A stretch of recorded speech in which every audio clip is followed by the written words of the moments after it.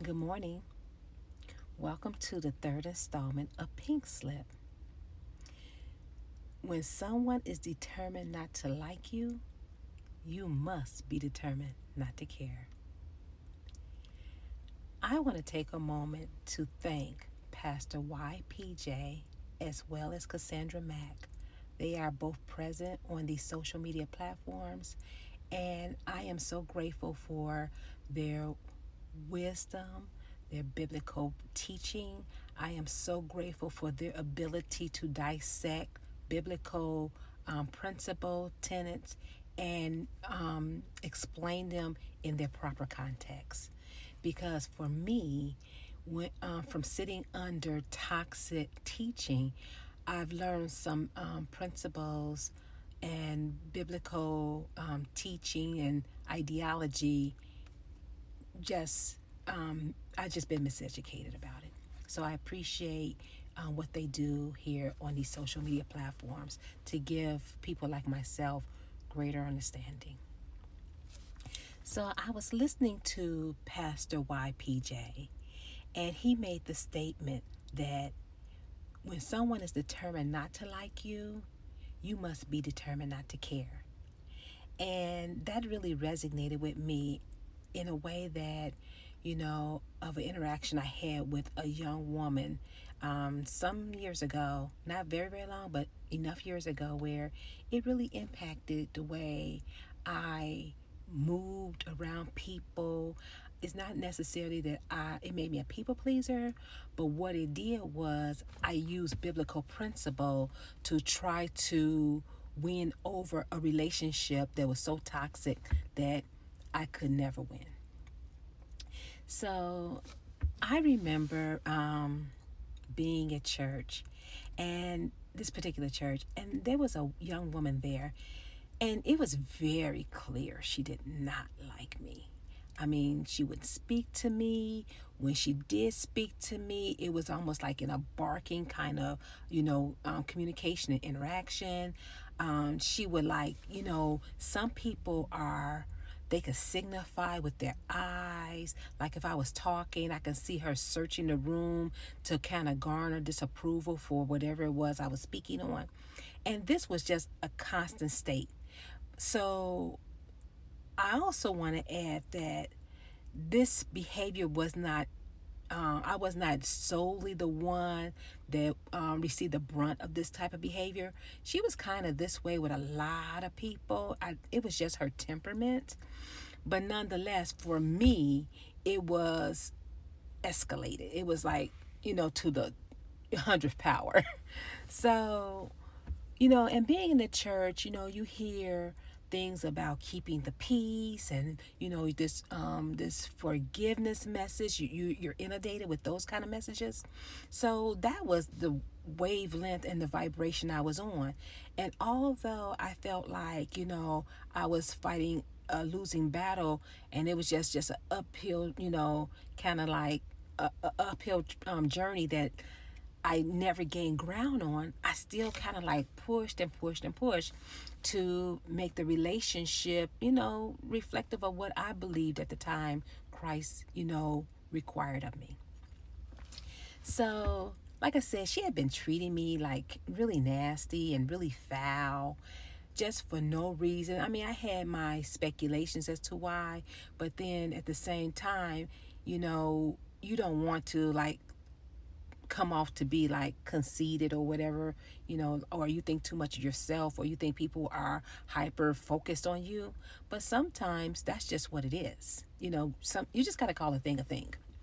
And when I heard Pastor YPJ state that when a person is determined not to like you, you have to be determined not to care. And when he said that, he also chased it with the this whole thing of sometimes people don't like you because you're pleasant. And sometimes people do not care for you because your joy irritates them. So, and when he said that, it took me back into that relationship, the time that I had to interact with this person. And one day, I was in church, and she was sitting in front of me. We were, getting ready to have a meeting. So we were all kind of like sitting close to the front near the altar. And she was sitting in front of me, and I'm sitting behind. And when I was around her, I used to try to shrink myself down because I already knew that this relationship was, on the brink of being very volatile, to be quite honest. And this particular encounter, she's sitting in front of me, and she turns 180 degrees around to face me. And this is what she said. She said, I never liked you, right?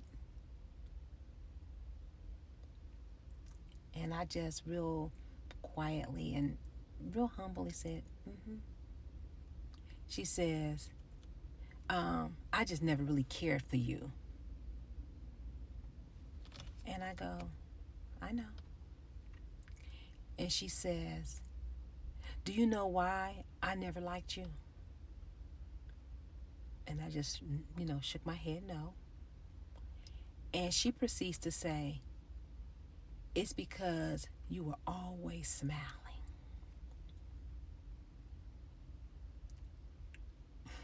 You can't make this stuff up. She went on to say, I never liked you because you were always so happy.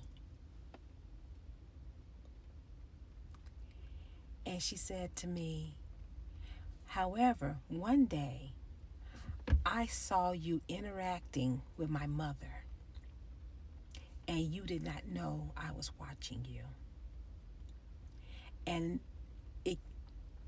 it let me know, this is really how she is. All this time I thought she was just fake. This is just really how she is because of the way I was handling and caring and honoring her mother. And she observed that from afar. So I said to her, well, let me understand this. If I were foul, downcast, unpleasant, we probably could have been the best of friends, huh? And then I communicated to her that was a friendship that I had no interest in engaging.